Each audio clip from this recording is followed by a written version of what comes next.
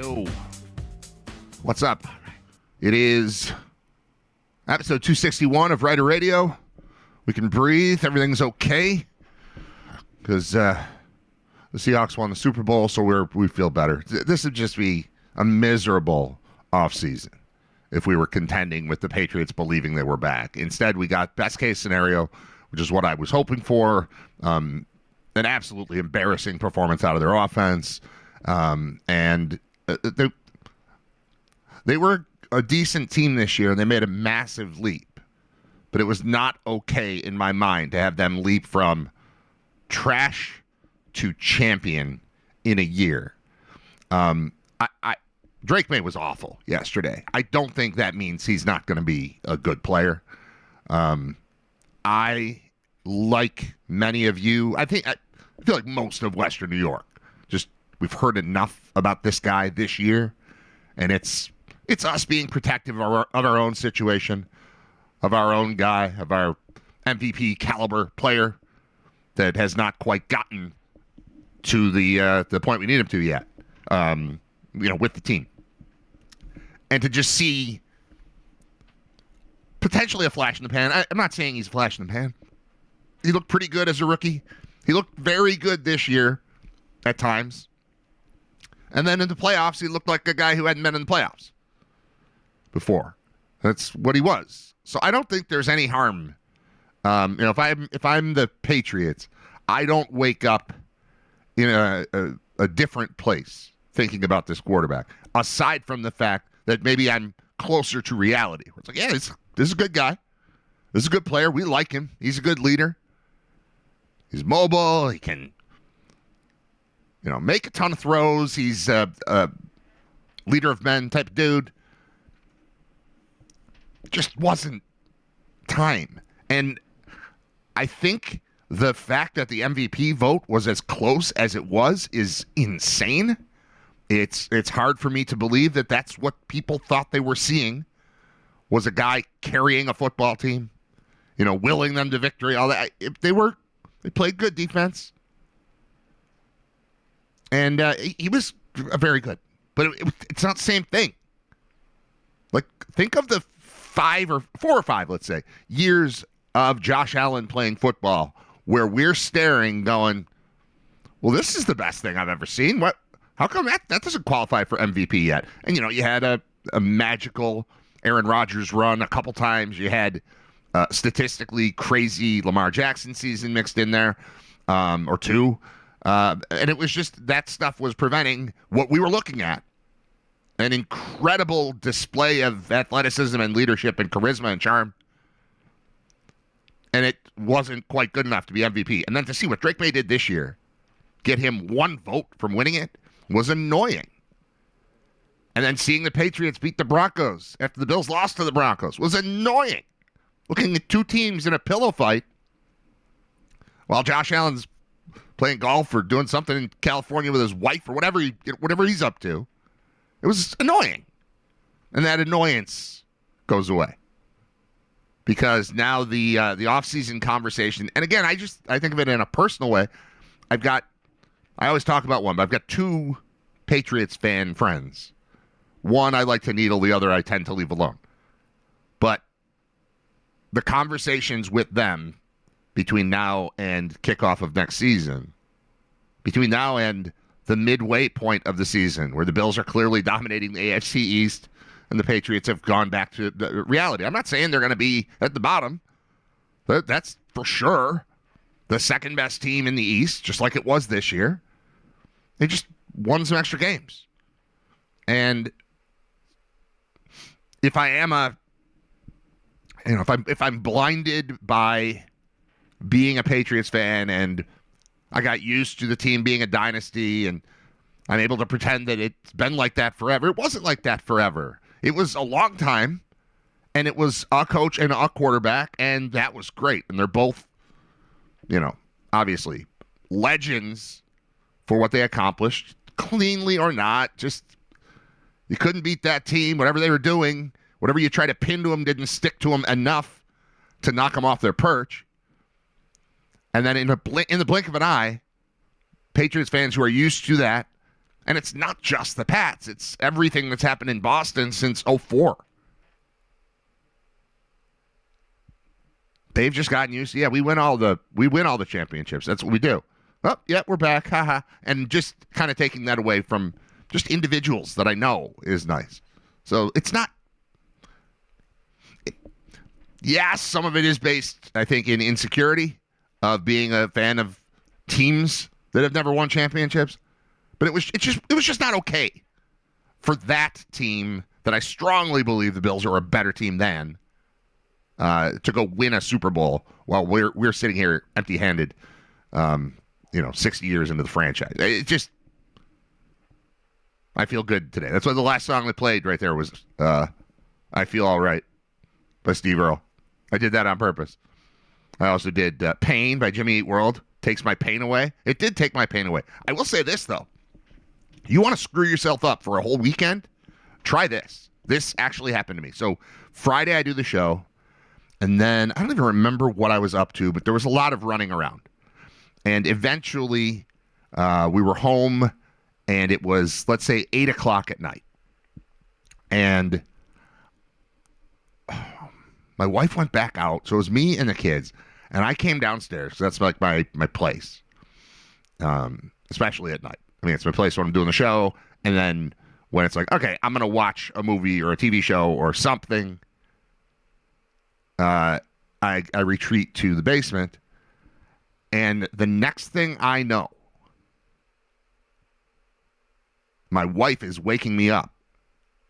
She's like, Brad. I was like, yeah. She said, it's 10 after 11. And I went, oh my God, wait. No, that's okay. Cause so I'm asleep. I'm out of it. Wait till you hear how out of it. I'm asleep. She says it's 10 after 11 or something. I went, oh God. Well, wait. No, it's fine though, because it's Saturday, right? She's like, no, it's Friday. And I was like, but I don't have a show. I don't have to do a show. She's like, it's Friday night.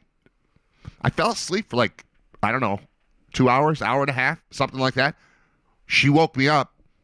I thought I had slept until 11 o'clock in the morning the next day, and she confused me on what day it was. And I thought, briefly, I was an hour late for doing my own show. And I have not been the same since. I woke up, I probably, went to the bathroom, drank water, laid back down, and the next thing I remember was her saying, Brad, it's 12 hours since the last time I talked to you. I'm like, it's 10 after 11 and now it's the morning? And she said, yeah. I said, oh, all right, well, I'll get up then. And I've just been so off since then. I got through Saturday. What did we have? UB Wrestling. UB Wrestling had a rough outing against Northern Illinois.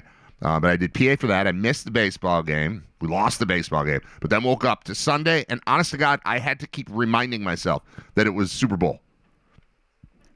Because Sundays around here are typically 3 basketball games. Oh, that's where we had basketball on Friday also, I think. No, it was wrestling. Then it was, I don't know. Yeah, it was wrestling, and then I came home from that, and then we did something together. And then I was back home, and then I fell asleep, and then I woke up, and then I thought it was the next day. But I also kind of thought it was earlier the same day, and that'll do it. And then Sunday was basketball game at 10, basketball game at 2, basketball game at 4, all flowing into the Super Bowl. Oh, it was a late-night baseball practice. That's what it was on Friday.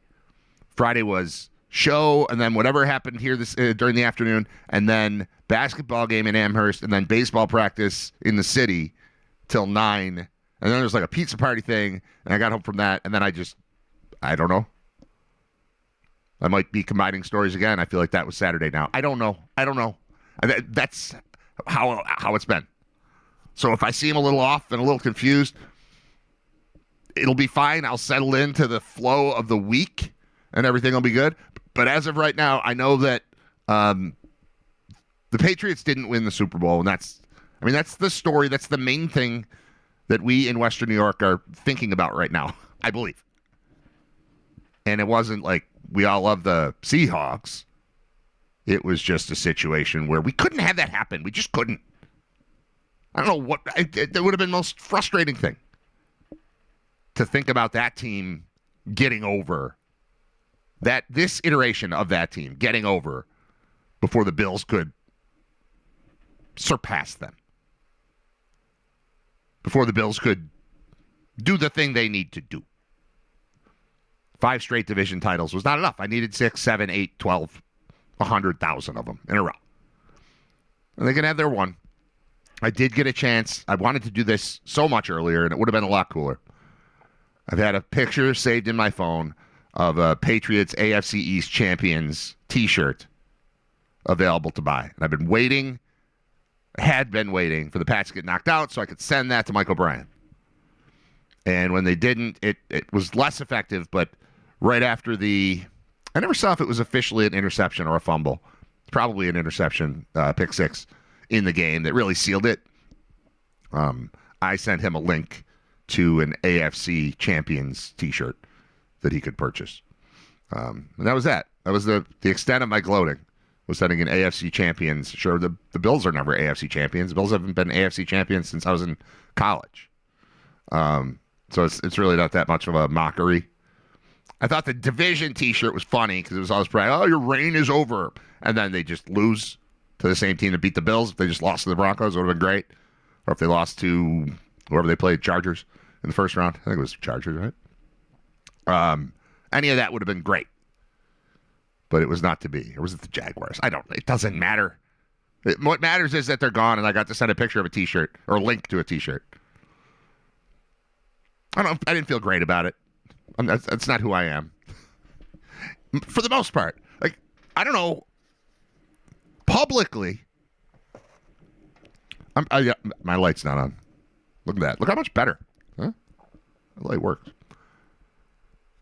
I don't like the angle. There we go. That's pretty good. Ooh, that's about as nicely as I've liked the lighting. As much as I've liked the lighting ever from this thing. Pretty good. I don't know. I'm happy. I'm happy that happened, and we can get on with our lives without having to just have that cloud hanging over you. Like, there are Super Bowl odds out already, and of course, I'm not going to be able to find where was it. I opened it up. It's in one of these tabs. I don't know what it's labeled. I thought I did anyway. Should I just type it in? I could type it in. I still have the keyboard right in front of me here. Super Bowl 61 odds to win. I just want to see the Bills out of the Patriots here. So, like, that thing went away. All right, AI overview. Following the conclusion of Super Bowl 60, the Seahawks and Rams have opened as co-favorites to win Super Bowl 61 in 2027. With odds around plus 950 to plus 800. Early betting lines from DraftKings Sportsbook, FanDuel, and other major sportsbooks show a tightly packed field with the Bills, Eagles, Ravens also among the top contenders. Okay, there we go. It's a slight edge, but this is good. So it goes Seattle, Rams, Bills, Eagles, Ravens, Patriots. That sounds about right. I mean, you're ignoring the Chiefs. Not by much. They're like 4 down on the list. Packers, Lions, Chargers, Chiefs are next. But as soon as we can legally say the Bills are better than the Patriots, we start saying it again. Vegas starts saying it again.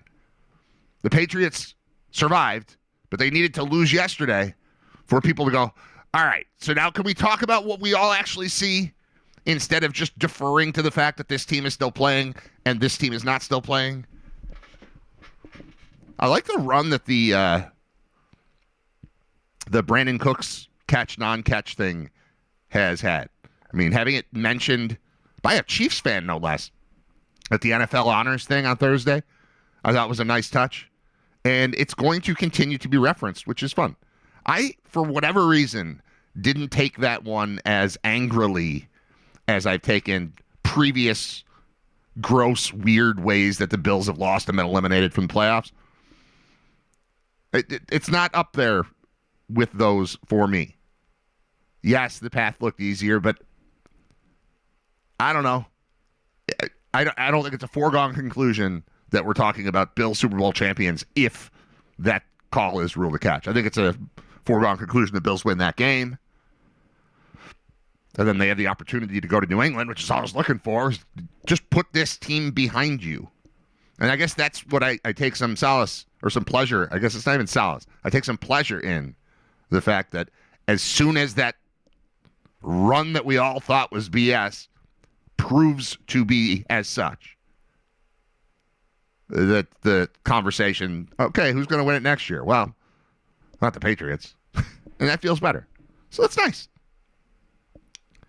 So we go from, and because of 3 basketball games so it's basketball game at 10, go to my parents' house for like 2 hours in between, have lunch, go back to basketball for 2, stick around and watch another game at 3 that doesn't involve our kids, then have our other kid play at 4, and then hurry up and come back. There was very little internet involved in my life. I was just talking to actual people. You should try it. Try it. Spend a day just not looking at your phone. It's great. But that means that I did not have any information about anything going on in the Olympics. So when the Super Bowl broadcast immediately got thrown to Italy for skiing, while I knew it wasn't live because they're 6 hours ahead of us, and it was 11 o'clock at night, and it was sunny in Italy, I had a feeling I was watching something on tape. But of course, the first thing they're doing is talking about Lindsey Vonn is about to make her, triumphant attempt at the downhill. And I didn't know about the injury, so I watched it as if it was live, and that was horrible.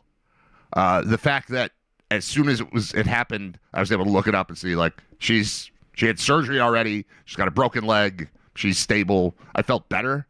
But I was nervous watching her anyway, because it probably crossed a lot of people's minds. I'm not unique in this. But I'm watching going, is this really a great idea? Watching like her wincing in pain as she's stretching out her knee, about to try to compete at a world-class level. I didn't feel great about it. And more than at any point during the Super Bowl or during really any of these football games that haven't involved the Bills, I felt the thing like in my stomach, kind of my chest, little palpitations, a little like, oh God, a little queasy, a little, I don't know. And then, it was bad. Thankfully, when you go flying through the air and land in perfect condition, perfectly conditioned powder on an Olympic run, it obscures the injury. So I didn't see anything gross. All I saw was scary. Like, the backstory. And here she goes, and she takes this turn, and that didn't go well, and oh no. But the way that she hit, it made a Wile E. Coyote-like cloud of dust, which prevented us from having to see the gross part. Because I don't know how bad I would imagine it's a pretty bad break, considering she was going, 80 miles an hour down a mountain, and then flew in the air, and then landed, and then had to be airlifted out. Like, it didn't seem good. But I'm glad we didn't have to see the actual grossness of the injury, just the scariness and kind of the fear.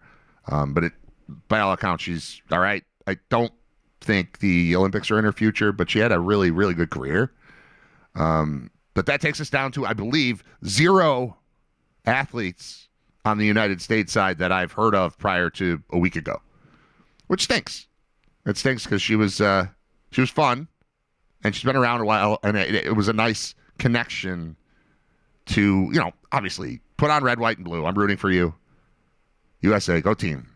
All that. But Olympic years are more fun when you know some of the athletes involved leading into it. And as far as I know, she's the only one that I know by name. And you get to know them. People become stars over the course of these couple weeks when they have the Olympics. So, well, there will be some cool stories that come out of it. But that was the one going in that we all knew who we were talking about here. And that kind of stinks to take that away. But here we are. Football season's over, which means attention is available for things like the Olympics. And how about Tirico, who's probably in Italy already, right? I certainly got the impression that he was going from the stadium in Santa Clara directly to an airport, and then he would fly to Milan, and he might be on television right now if you tune into Peacock or wherever they're showing things. He might already be there because it is 6 hours from now, so what, 4:34? There's stuff going on. There's definitely stuff going on. And if there's stuff, Tirico's involved. It's Riter Radio, episode 261. My favorite thing that happened over the weekend, still, you're all aware of if you were here on Friday morning. Can you believe the dumb luck of the timing of me deciding, you know what I'm going to do? I'm going to show ice fishing live on this broadcast because my friends are doing that in Ballston Lake, New York. So I've got my friends standing on ice. We go to them. We get the thing working. We get the technology working. We get the camera. We've got the voices are there. Everything is good. Audio, video, fine. And less than a minute into it, suddenly a bunch of 50-year-old men are sprinting on ice to go pull a nearly 2-foot bass out of the water through a hole. It was spectacular.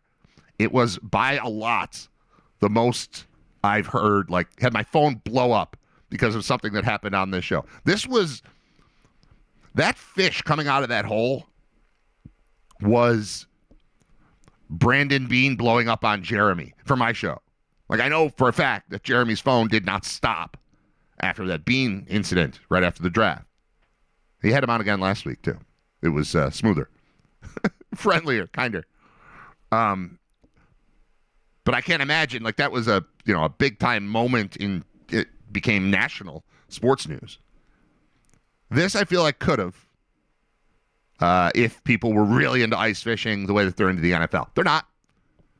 But the dumb luck of catching that fish live on the show is, I believe, my favorite thing that's ever happened on the show. The only other thing that is right there with it is when Bob Gahn explained the thing about his sons on Grindr. That was really good. Hearing Bob, misspeak a little, but then just kind of bury himself and therefore burying his kids in the process.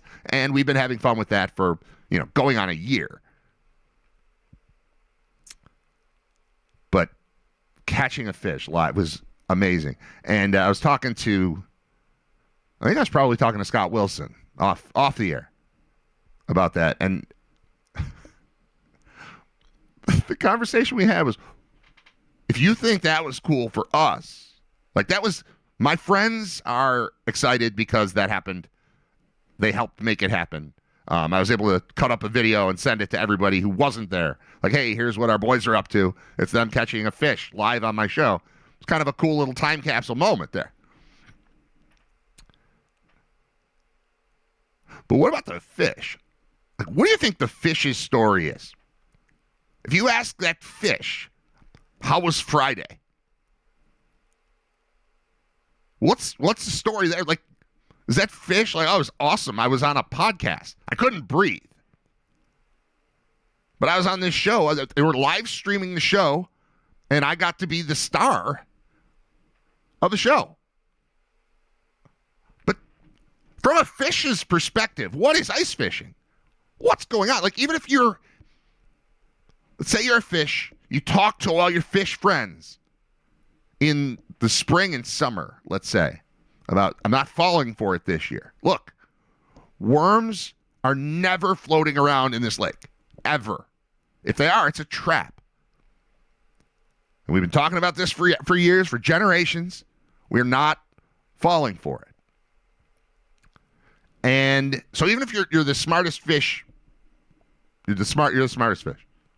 You're a big, beautiful, smart fish.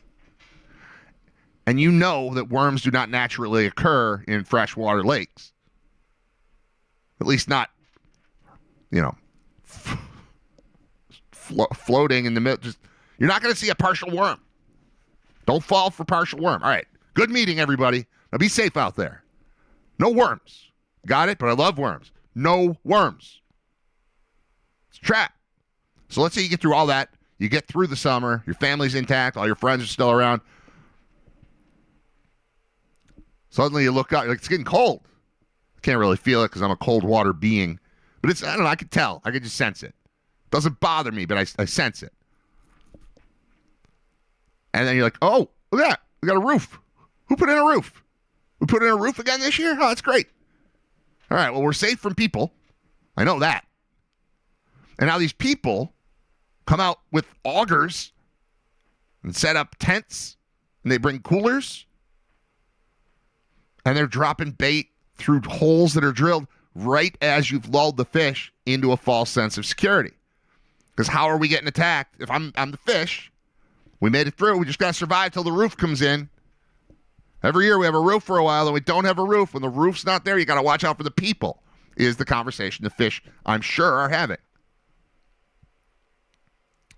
And then you fall for this. Ice fishing's a dirty trick. Fishing through a roof. They think they're fine. Like, I don't know. I saw, was it a worm? Yeah. I never asked them what they used for bait. Maybe it wasn't a worm. Maybe it was just a, I don't know what they use. But that fish fell for it. And then presumably went and told all of his friends, like, guys, we are under attack. Because I didn't get any more fish videos, fish stories, fish anything. A lot of stories about fun stuff that was going on with, like, their band playing at some Irish pub. Not the fish band, the people. The people brought their instruments. They formed this band that plays a couple times a year. I have interesting friends. And I didn't hear anything more about fish. So we caught the moment. It was a weekend of ice fishing, and we caught the moment, to the best of my knowledge. I haven't gotten a full recap of the weekend, but none of the stuff that I saw had anything to do with fish anymore after that moment. So I'm proud of that fish for being a part of the show. But I mean, even his story. Like, I fell for it. Suddenly I was being pulled upward. They grabbed me by my mouth. I don't know what they have. I've never been to a store, a tackle shop. So as a fish, they don't tell us. They're the enemy. They're not going to let us know their plans to pull us out of here. So I got caught. I fell for it. I'm dumb. Don't be like me. But they pulled me up. I went through a hole. I almost didn't fit through the hole. They grabbed my face was right the hole right here, and then it sucked. But then I was on a show. Everybody was talking about me. Got my picture taken with some really, really cool people. Cool because it was freezing outside, but they were warm. They were nice. And then they put me back in, and they were nice enough to understand not to put me in tail first, because then I would just keep jumping out. You got it all figured out. But that fish, he's got a story to tell, and presumably did tell that story to everybody, so that he didn't have to come back and or they didn't get stuck in the same predicament as him. All of that is based on me writing down for my conversation with Scott, in quotes, I was on a podcast, which I don't call this show a podcast, but essentially it becomes one after it ends. Podcast implies edited and smooth and perfect lately. And I don't think it needs to do that. And I'm already upset enough that it implies video. It was supposed to just be talking. It was supposed to just be radio on the internet. What was wrong with that? Why do I have a wooden wall behind me? Why is this light in my face? I'm just a radio guy. I just like to talk into microphones, spout opinions, have some fun, laugh with my friends. That's all I want to do. I shouldn't need a haircut to talk on the radio. But here we are. All right, bunch of stuff open on the screen. I had this lengthy conversation with my wife about AI, and she asked me last night after the Super Bowl, are you still going to talk about AI on your show? I was like, I don't know. And I don't even remember. We talked for like an hour about this stuff.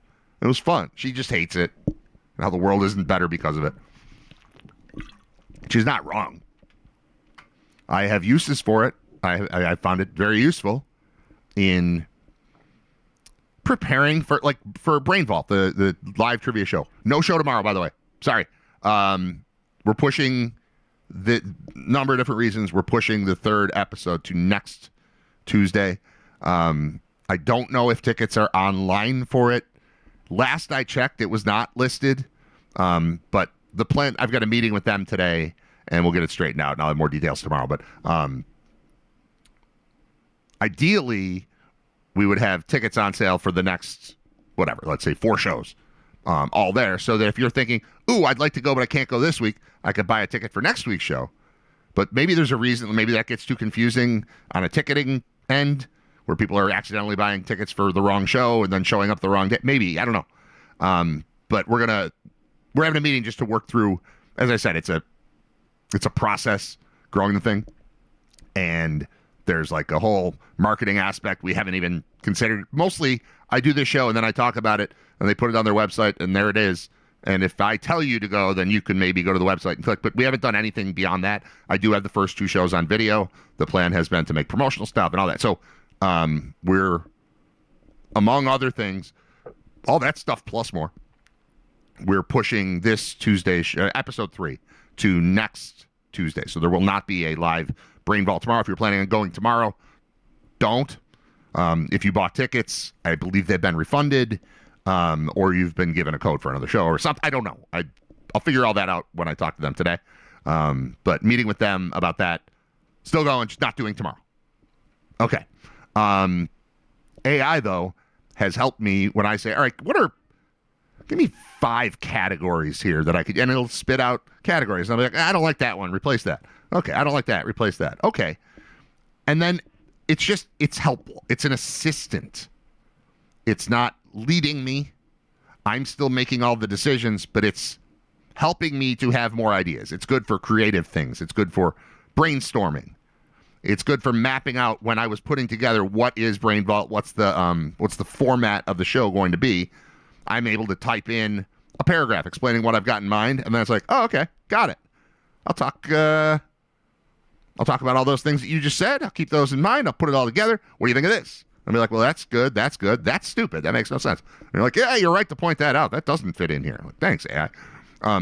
But I've gone back and forth with it for hours and hours, specifically in building the Brain Vault concept with, panelists and questions from the crowd and playing in the crowd. And there's all this different stuff.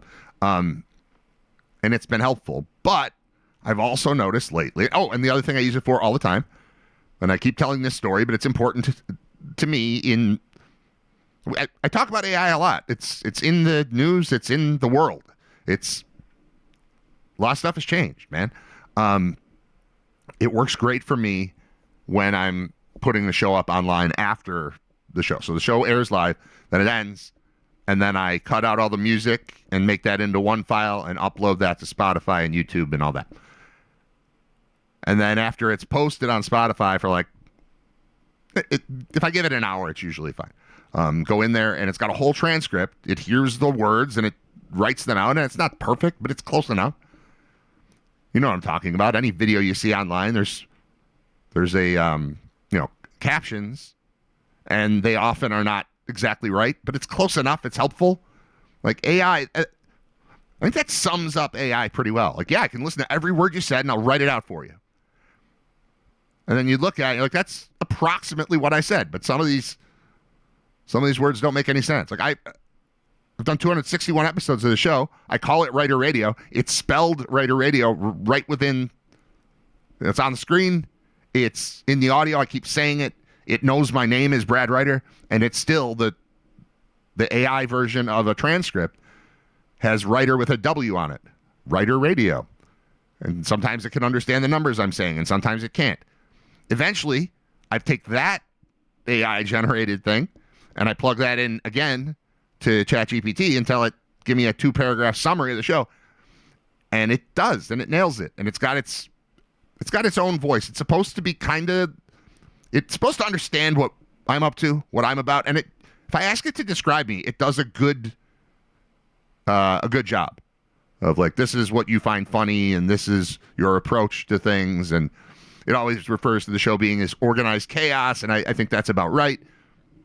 So it's got a lot of it right, but also, if you would like to judge AI, this is a perfect way to do it. Like, how good is it? Well, it's getting 80% of what I'm saying right. And then it's almost 100% on taking that and paring it down to 2 paragraphs and then spitting out what happened on the show. It's pretty good at it, but I also know the voice now. Like, I can tell, hey, that's ChatGPT. There was a commercial in the Super Bowl yesterday. It wasn't for that. It was for a different AI. Like every commercial yesterday, it was for AI. And it was a thing where the guy was answering, it was a person answering a question, and I immediately got it. So that's AI voice. That's the way it talks.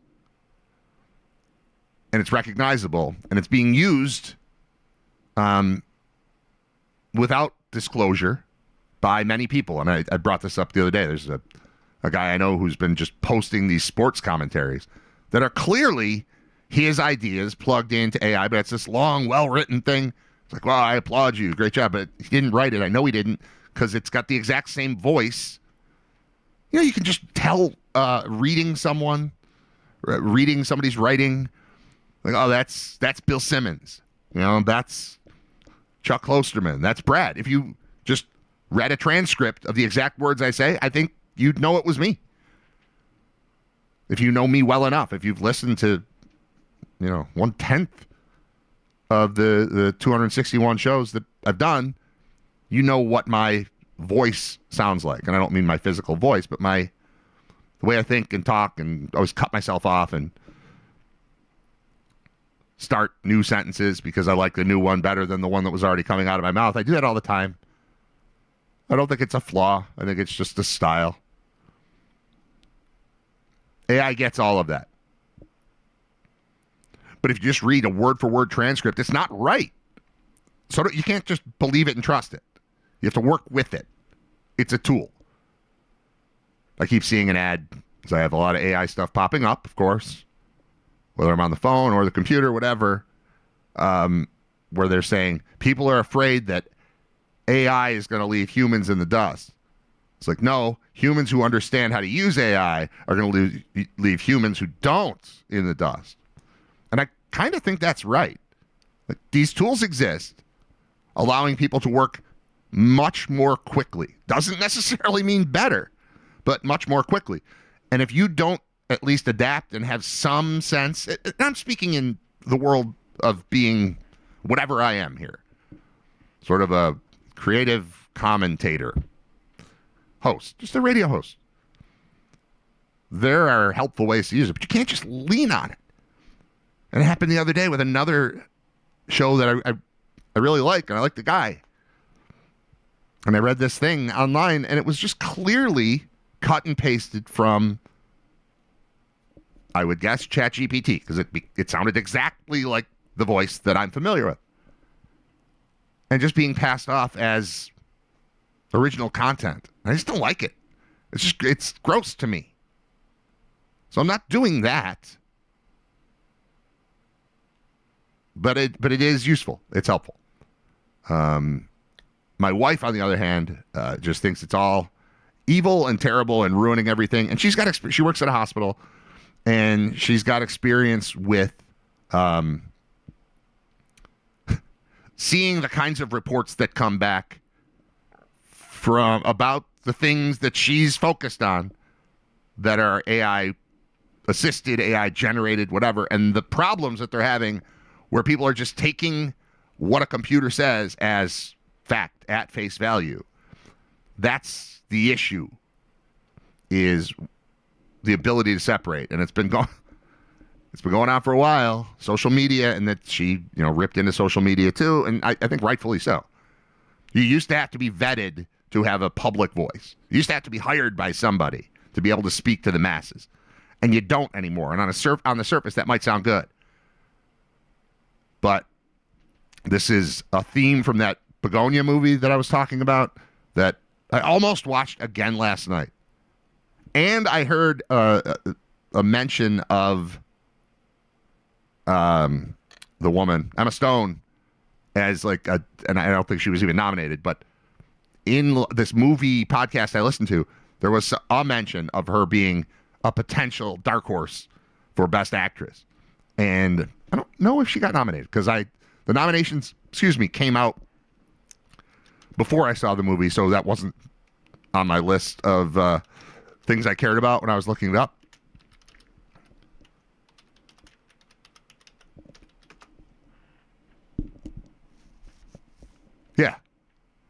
She is one of the nominees. Okay. So Emma Stone for Begonia. Jessie Buckley for Hamnet. Kate Hudson, Song Sung Blue. Rose Byrne, If I Had Legs, I'd Kick You. And Renate Rance, I don't know who this is. That's a foreign name. From Sentimental Value. All right, so good. Anyway, so she was awesome in it.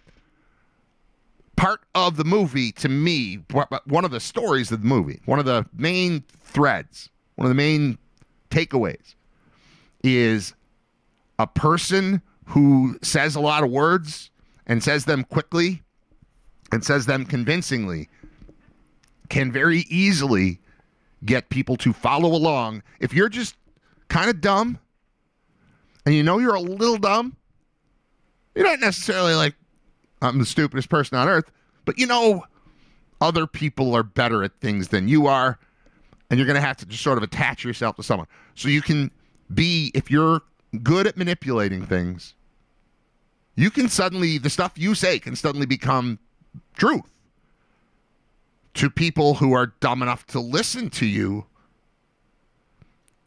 and you can get a following. And that to me is AI. And it's social media from crazy people who have agendas other than that, but it's all blending together now. If you can succinctly say something, convincingly say something, you're going to find people who believe you. Whether it's because you've earned credibility with them before, or you're just saying something that closely enough mimics what they thought was on their mind, but they didn't say it as well or couldn't say it as well. It's easy to get people to follow along with things that simply are not true, because it seems like they are, because words that aren't true appear in front of us the same way that words that are true used to. Right? And say what you want, if the media has always been corrupt and they've never told you the real story. There was a time where there was something called the news, and they just told you the things that happened. It wasn't opinionated. It wasn't political. It was just, here's what happened. This guy did this. And this person was arrested for this. And this person's being charged with this. And this happened. We used to be able to believe things. You just can't believe things.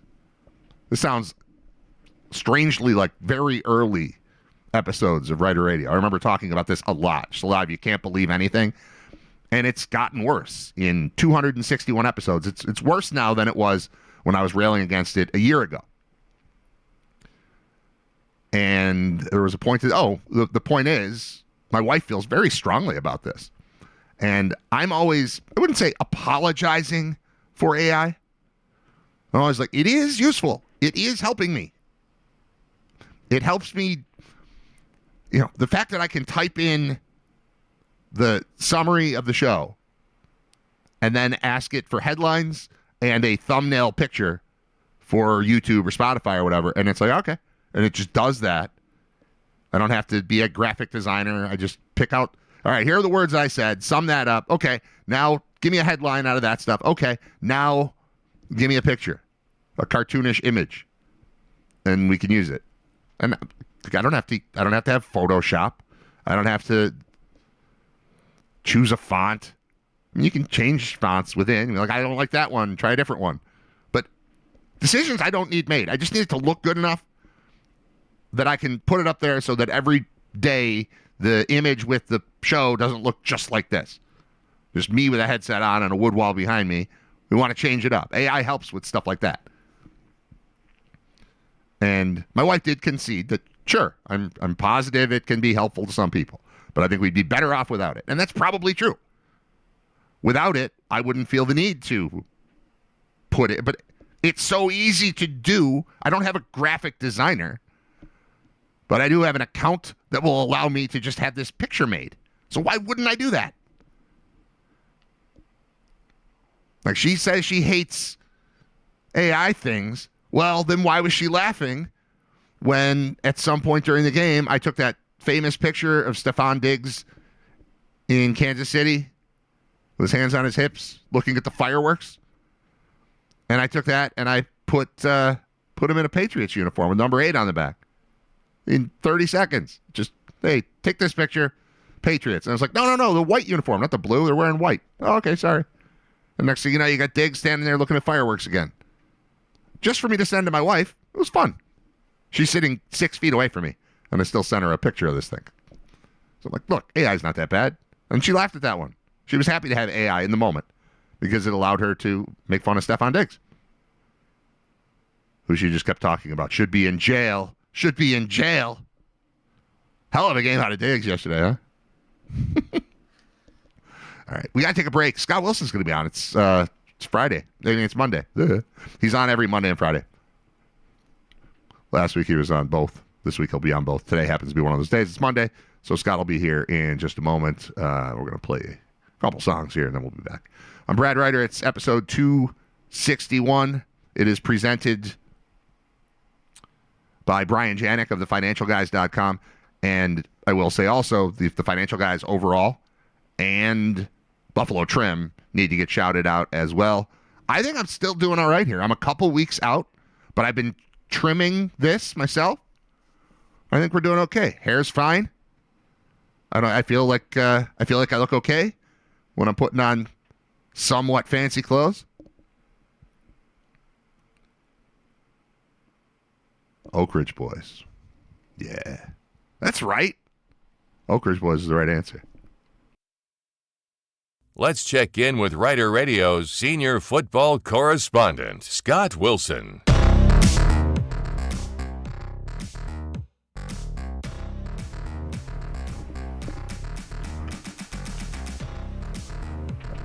On a day like today, it's very important to have a senior football correspondent. There was a big football game yesterday, and Scott Wilson is here to help. I watched it too, so we could talk about it, but Scott is live, joining us as he does every Monday and Friday, right around 11 o'clock.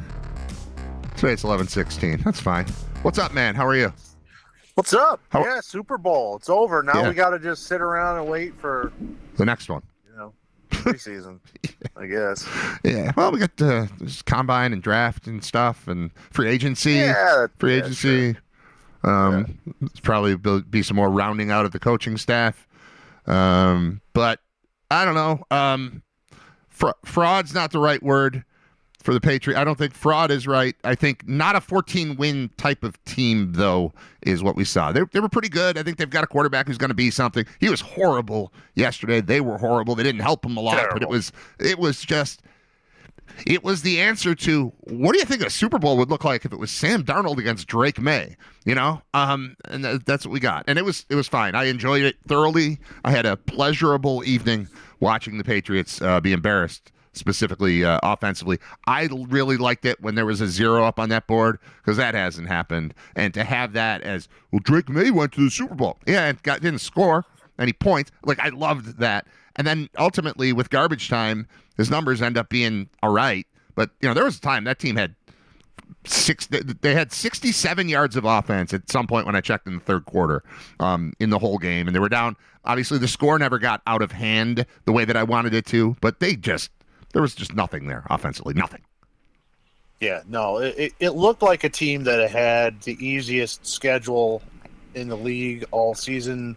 And then not only that, they luck into the run of quarterbacks that they had, which was nothing.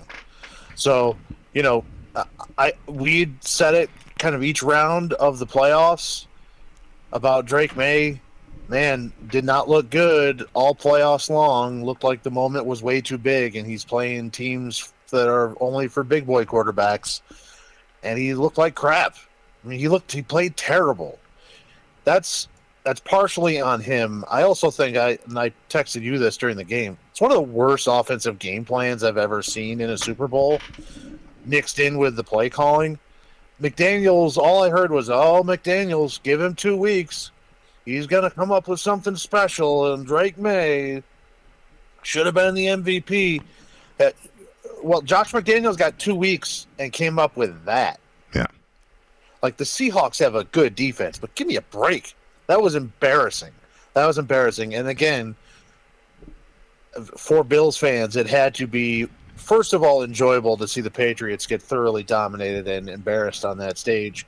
But then also had to be incredibly frustrating because, again, the Bills were, now that all the dust is settled and everything is said and done, I think we're clearly probably the best team in the AFC this year and did not make it to the Super Bowl. Yeah. So the fact that they just allowed Drake May, who already was nervous and playing rattled all playoffs long. I mean, he had more sacks in the single playoffs than anybody.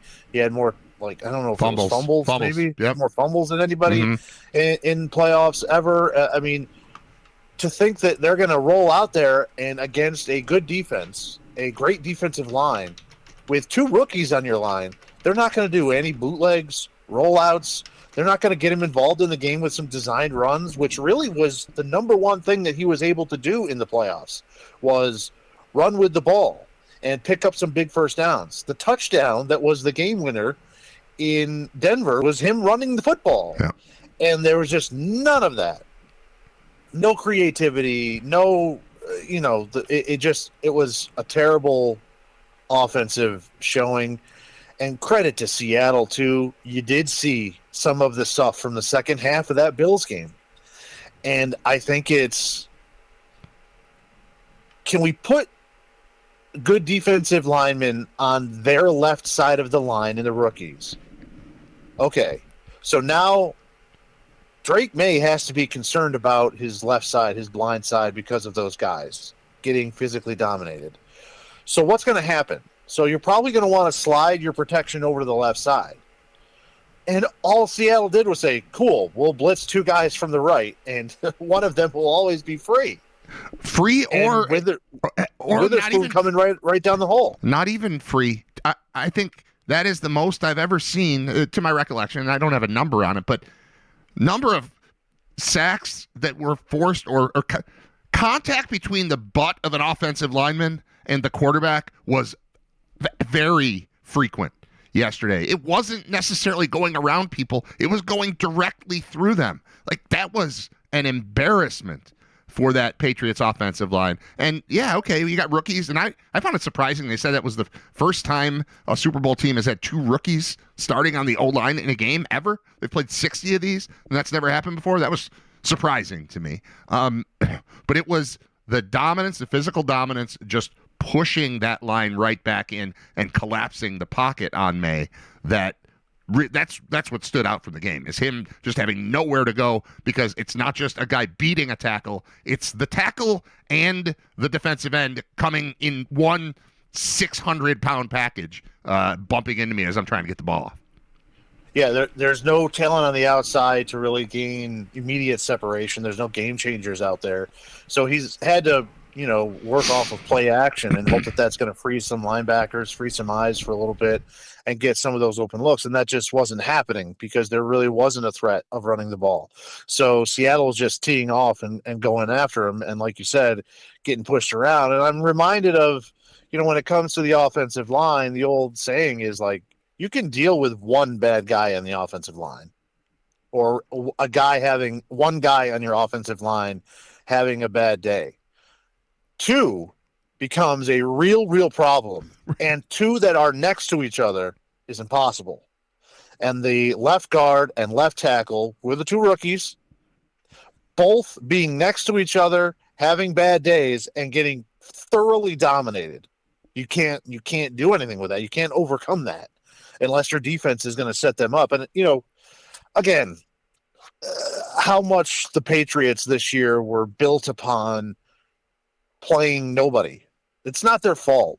It's just a random draw, or whatever there's a formula, but sure, that's the thing. Yeah, there's a formula, but yeah, I mean, it's not like people get picked. There's not a draft pick. Right, and it's not a college football teams. Situation where you're scheduling your opponents. You're playing the ones that they tell you have to play, and you do that every year. So yeah, they got lucky with a schedule that wasn't great. Right, and they had 4 postseason games, 42 offensive points, Yikes. 10 points a game in four of those. I'm told that McDaniels is a genius. 10 Super Bowls where he's been calling plays, 3 total points in the first quarter in 10 Super Bowls. Wow. And he had Tom Brady for most of those. And thank goodness the MVP situation worked out the way it did, because clearly Drake May was feasting off of the bones of teams that for most of the season were giving up. And just look at the comparison of the stats between the person in second place in MVP voting and the person that won. Because Matt Stafford threw for 961 yards, 8 touchdowns, no picks versus Seattle this season. Same Wow. defense. Yeah.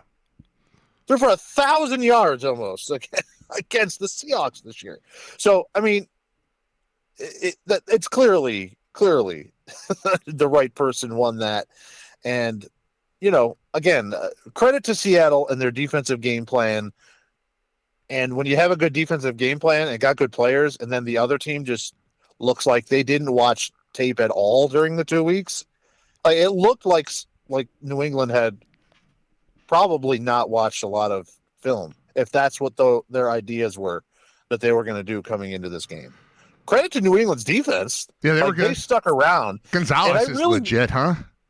Yeah, well, I mean, that could have been a 40-point game. For sure, without Gonzalez. him. Yeah. I mean, he was on JSN 2 or 3 different times where it was like last second diving, knock the ball away type of thing. One where he actually got both hands on it down near the end zone. But I've been hearing about how he's, among the best players in the NFL and certainly, one of the top corners.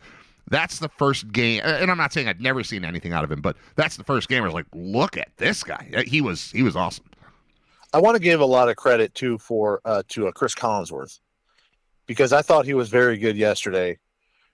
And there was a couple of moments in particular. One, the Drake May interception in the fourth quarter, where he's just like, I got nothing on this. I don't know what the hell he's doing here. Which I think there is a tendency for some of the color guys.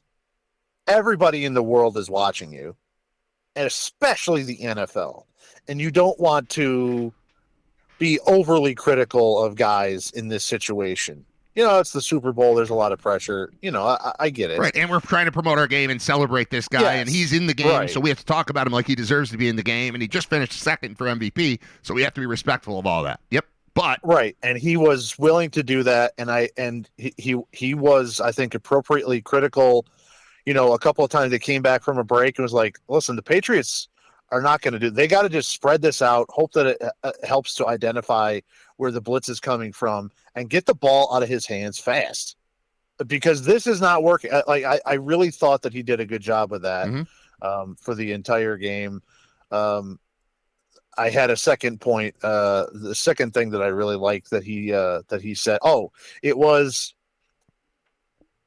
after the first fumble, and they showed the reaction of the Patriots defenders. Collinsworth correctly pointed out, saying it looks like the Patriots defense has just come around to the fact that the offense is not going to get it on track today. And it probably is going to be upon us to either score or get a turnover to make this a game. And that was absolutely correct. Sure. You could tell by the way the Seahawks played in the second half. They came out of the halftime, and it was obvious that Seattle's coaches were in there like, guys, blood in the water. if we just don't turn the ball over or give them a defensive touchdown, we're lifting the trophy in a half hour of game here. We are in a very good spot. And they came out and played like it. It was very workmanlike. It felt very much for a good portion of the second half, even though it was still a 2-score game. And even after the touchdown there by the Patriots, it still very much felt like a team just trying to get to the finish line against like the Bulls trying to get to the end of the game against Duquesne, where you're like, this thing is over. It's not a full blowout, but we all know what's going on here. We're just trying to get to the finish line here so that we can all celebrate the win. It's total domination. It's been a long time since I've seen a quarterback that rattle in the Super Bowl, maybe ever. I mean, Drake May was. It reminded me that it's funny that Sam Darnold's on the other sideline, because Drake May was seeing ghosts. Yep. I had in my text thread, one of my guys is a Jets fan, and he said Drake May is seeing ghosts. Is that funny, guys, or is it only funny when it applies to the Jets? But the ghost thing was absolutely there. It was gross. It was embarrassing, and it's not to me about the player, because I think the player is a good player who's going to be a very good player, has the potential to be a very good player and be in the category of upper echelon quarterbacks in the NFL. Like, he looks the part. He seems right.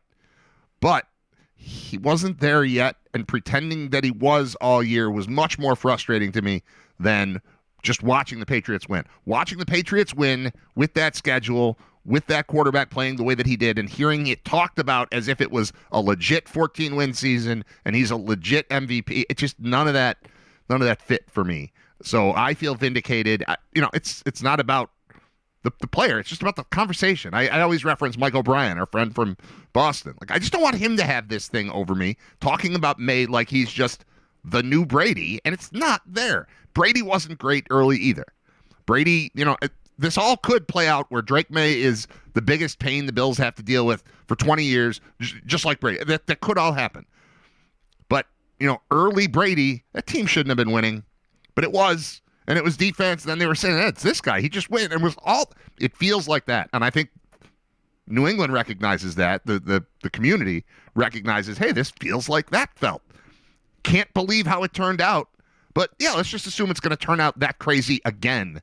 Big picture. And we've got this MVP candidate. So, that to me was that's what made me feel the best, was just quelling that talk this offseason. I don't feel like hearing about, clearly this guy's in line to win many MVP, all that stuff. I just didn't want it, and that went away because they were bad. They were really bad in the game, and that's helpful. You're talking about Seattle and the way that they put things together in the second half.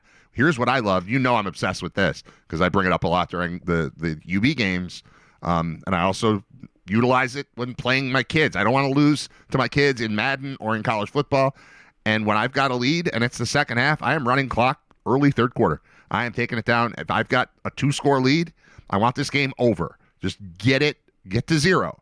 And you do that by not snapping the ball until you've got, 3 seconds left on the play clock. You got to alter it a little bit, so you don't want to run it down to 1 and then snap. Then they're going to be able to read it. But there should never be more than 5 seconds left on the play clock if I've got a 2-score lead in the second half. And Seattle worked that to perfection. I monitor that. I care about that. That shows me the smart teams, the ones that are aware of their surroundings and aware of situations, and Seattle did that to just milk the clock for they threw a lot more than you would expect for a team doing that, but they were still trying to keep them off balance while also recognizing there's no reason to snap the ball with 16 seconds left on a play clock. And it was very early. The second that I started thinking about it, I started monitoring them, and they were doing it, and I respect that a lot.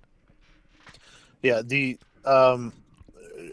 I was thinking as a Giants fan that Drake May performance reminded me a lot of Kerry Collins and that 2000 Super Bowl against the Ravens. I mean, the difference was the Ravens are one of the probably 3 best defenses of all time.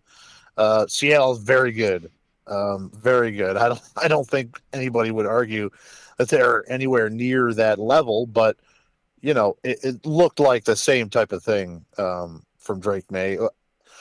Another classic Stephon Diggs playoff performance. I was impressed that he made the catch there in the fourth quarter down, 500 points, and got up and then spun the ball as, because you're not trying to hurry up to the line or anything. And that to me is the perfect encapsulation why he's no longer in Buffalo. Sure. Is that play. And then his night continued to get more awkward. I don't know if you're familiar with the fact that he has had a kid with Cardi B. Yeah, and somebody else. As well as like I believe the number was 4 others this year. Oh, okay. There seems to have been some type of conflict after the game where rumors are that maybe Cardi B discovered that he also snuck in his other girlfriend to the Super Bowl. And they have both unfollowed each other on Instagram. Oh, I didn't know about that. Comments on Instagram where she said something along the lines of like, "You're an embarrassment to football," and he said, "You're an embarrassment to music." They're both right. They're both right. Now, could that have been fake? and AI Yeah. possibly, but good to know. In Stephon Diggs's defense, which I don't think that there really is much. Cardi kind of knew what she was getting involved with here, right? Yeah. I mean, come on. When there's not, we've all been in locker rooms. There's very rarely one thing that you can get everybody on the team to agree with. I know where this is going. Yep. So when the entire team of the Minnesota Vikings says, who is the one person on this team you don't want to date your sister? And all of them say without thinking, they all say Diggs. Yeah. That means something. So there's a whole thing going on there with them. It could be AI. It could be fake. Considering the number of commercials that were just about AI during the Super Bowl. That was crazy, right? It's very realistic, I guess, that's fake. But, yeah, wow. I mean, AI companies with Matthew Broderick trying to convince me that it's like, your AI is good?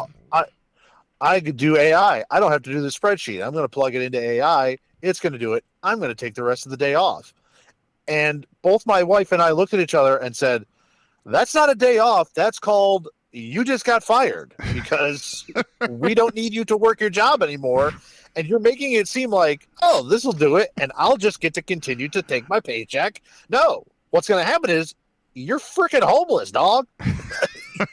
You can't pay the mortgage anymore because you're over there celebrating that AI can do your spreadsheets. Yeah. That's not how this works. They're trying to make it seem like it's a good thing. It's not. It's a very bad thing for most human beings. For most, yeah. I agree. We had such a long conversation about AI over the course of the weekend because it was just in your face. And I can't believe how many different companies are trying to differentiate themselves. I understand AI is the thing, but I don't care which, this AI is better than that AI. How on earth are we differentiating? It's like, I moved to this house 6 years ago. I still don't have a go-to, absolutely, that's where I get my pizza from, right? Because pizza is good, and it makes me happy, and it comes in a cardboard box, and it's going to be hot, and it's going to have the same basic ingredients, and I'm hungry, I'd like pizza. Where do we order from? I don't care, any of them. And that's kind of the AI thing to me right now until... Even with all those commercials, even spending $8 million for 30 seconds to advertise an AI thing, no one has differentiated themselves this is why I'm the best version of AI. So they're all dumping money into it, and it's probably AI telling them that it's worth the money to dump. It's all crazy. We've lost control of everything, and yeah. I can't tell you what one AI company does for me that another AI company wouldn't do for me. I've fallen into using a couple of them on a pretty regular basis for stuff I'm doing for the show, but that's because I work by myself, and AI is essentially working for me. That's my assistant. I won't get fired. I'm still the one thinking of the stuff and doing the stuff. It's different, but I haven't been told what's good and what's bad. That's the point. You're not paying somebody else to do that now. Right. I mean, you never were, but theoretically, that's an assistant's position that you're talking about. Correct. That would be getting paid, and you've already outsourced it. Yes. To the computer mind. While we're on commercials, I would just like to add, it was interesting that that the MAHA movement, which is the Make America Healthy Again movement, had a commercial. And obviously with everything going down with the Epstein files, they said, well, we can't put RFK Jr. on there, who's clearly and admittedly been involved with Epstein. So we need to find another face of somebody to say, let's eat. We need to stop eating processed foods. So they decide to go to convicted rapists. Mike Tyson. Yeah.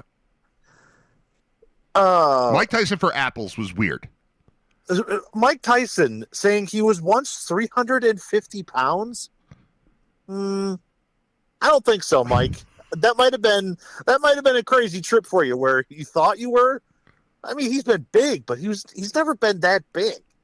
Yeah, he's not tall enough to carry 350 and not have everyone in the world be like, wow, looks like Mike Tyson ate Mike Tyson. It's crazy. I've seen Busta Rhymes look like he sat on an air hose. I've never seen Tyson look like that.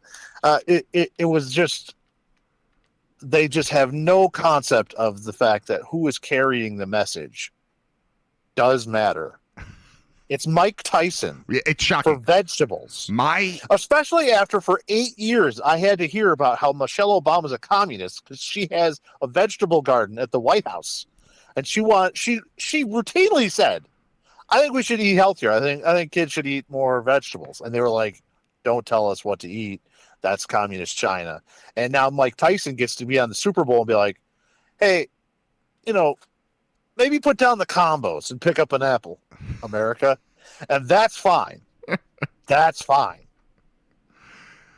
This says here, I'm sure just AI telling me what happened. Yeah, it is what happened in this Mike Tyson video. Weight revelation. Tyson admitted to weighing 345 pounds during a period of poor health where he was consuming a quart of ice cream hourly.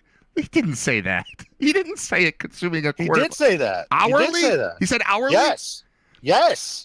When did That's this? one of the ways that you can tell he's full of crap. When did this happen? When do they allege? Is there research into this? There's got to be. When? There's very little research done over at he hasn't in the health disappeared department these days. He has not disappeared from the public eye long enough to shoot up 100+ pounds and then get back down to being respectable. I've seen him look bigger at times since his retirement. We'll call him retired. I know, Jake Paul thing, whatever. But I've seen him look bigger. Like, oh yeah, he's not fighting anymore. We put on a little weight, but 345 is crazy. Does he mean 245? If he means 245, then it's not crazy. But a quart of ice cream an hour is crazy. None of it's good. None of it's good. That was a weird choice. I decided not to. At one point, very early, when I had a thought on something on the pregame show, I thought, I should go get my clipboard and write stuff down. And then I thought, no, I'm just going to watch a football game. I'll remember enough, and then I'll talk to Scott, and he'll remind me of things that happened. So I didn't take any notes on the game. I just watched it like a regular person, and then went to bed. I'll throw this out there. We didn't talk about it, but about 3 weeks ago, unfortunately, I had to put our family dog down. Yeah. And every goddamn commercial for the Super Bowl, with the exception of Mike Tyson telling you to eat apples, had a dog in it. Most of them, the same breed of dog that I had. Yeah. And two of them that actually referred to the dog had the same name as my dog. It was a brutal commercial stretch where it was like, it kept happening. It's like, come on. How many times can we offer Fresh Pet to America? And you're killing me with this right now. This sucks. Nice. So that was unfortunate. That's unfortunate when you got the whole family gathered around and, things are kind of starting to get back to normal. And then NBC and the NFL decide to remember, hey, remember that dog that you loved that just died? Here's a bunch of them. Drink that in. With the same name. With the same name. In between Seahawks Patriots. Yeah. Have yourself a nice afternoon with that. Overall, I thought the commercials were all right. I think it's interesting that the Ring doorbell has decided that I like the theory of, hey, if you lost your dog or your pet, you can take a picture, put it into the thing, and then it will use all the other Ring doorbells in the neighborhood. That seems like a real slippery slope, right? Where all of a sudden all the Ring doorbells in the neighborhood can start to talk to each other. I don't know, man. There was an opt-in thing because we just got one for Christmas, and there was an opt-in thing early as I was setting it up, asking me about animal recognition, and I went with a yes. But it came with a premium subscription. I'm sure we'll do this soon, but I haven't gotten back around to, we had it for a month for free, and then now in order to view anything that happened in the past, I have to subscribe, which I'll do. I just haven't. Whatever. Look out the door. It's snowy. Nobody's coming to the door. It doesn't even matter right now. But we'll get to it. But you do have to opt in to letting it do something like that. I don't remember the exact details, but it didn't seem scary until you just started telling me it's scary, and maybe I need to pay more attention to things before I say yes to them. So now AI is taking my job, and now what? It's not even America anymore. I can't go steal my neighbor's cat for a little bit because now my goddamn doorbell is gonna rat me out to the neighbors. Like, what are we talking about? This is terrible. Yeah, like, you brought it into your home. You attached it to your home, and now it's turning on you, ratting you out. Right. Can't take pets. Can't. And now I assume it's going to attach to AI eventually. Think of how lame a new Ace Ventura movie would be. Right. Yeah, it's over in 5 minutes. First 5 minutes. Ding, got him. Oh, there he is. He's over 2 streets over. I have a question from you've been in. I would call what we do creative. It's analytical on some level, but it's the best stuff we do is creative and fun. And to that end, I think we both have an appreciation for new ideas in commercials and marketing and broadcasting and all that sort of stuff. How have I never seen a series of singing toilets before yesterday? Toilet singing is very good television. Like it drew me in immediately. Yeah. And I don't remember. Oh, that was for I don't know. Liquid IV. That was for dehydration. Yeah, it was Liquid IV. Yeah. Where they were telling you to check out the color of your pee. That was toilets here for dehydration. Yeah. That said, singing toilets, it looks like a mouth.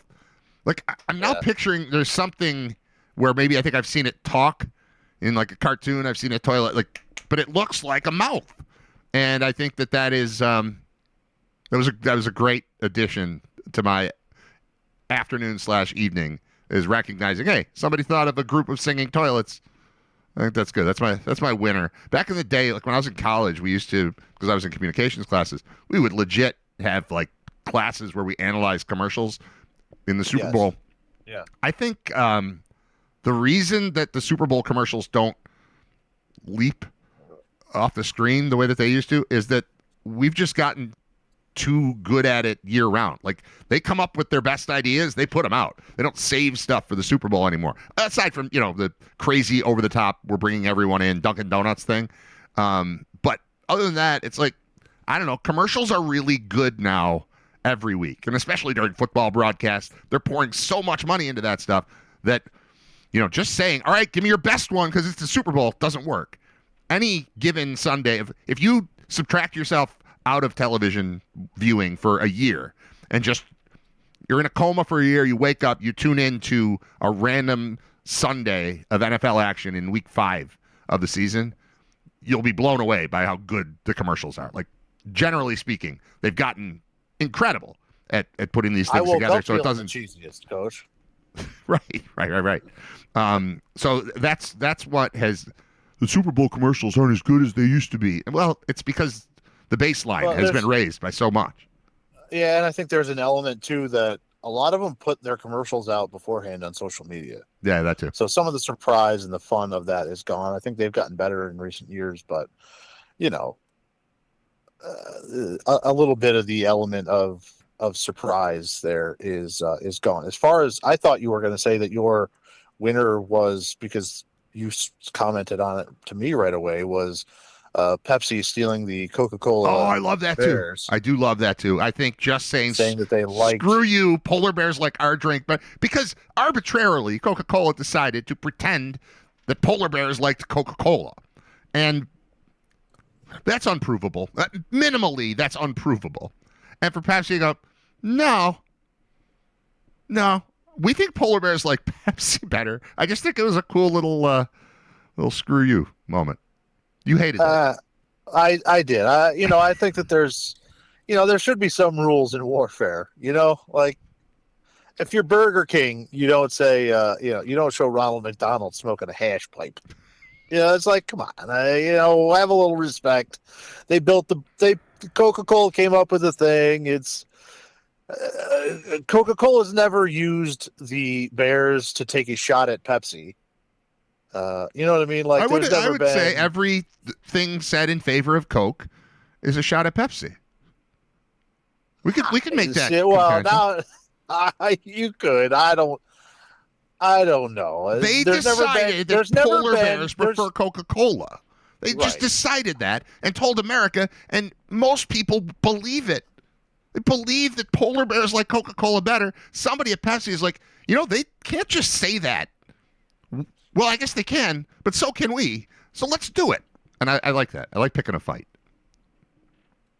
My other thing was I enjoyed the Budweiser commercial where With the they've frogs? got the horses. I'm just kidding. No, they've got the Clydesdales, and they've got the young bird that eventually becomes a bald eagle. And I like that because my brain has kind of been in Olympic mode for the past couple of days, Yeah. and my thought was,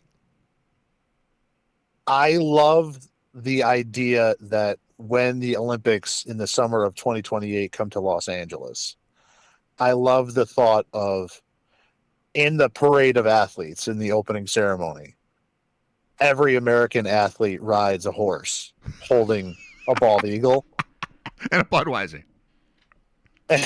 with like wearing a Budweiser t-shirt or dressed as the Marlboro Man. And I think I love it because it would be by far the best statement ever made in an opening ceremony by any host nation. That would be solid. They come in and it's like, there was a big thing, when it was in London, they came into, We Can Be Heroes by Bowie, and it was like a whole thing. Places do that. It's more about, like, what's the style of Sure. outfit that the teams are wearing.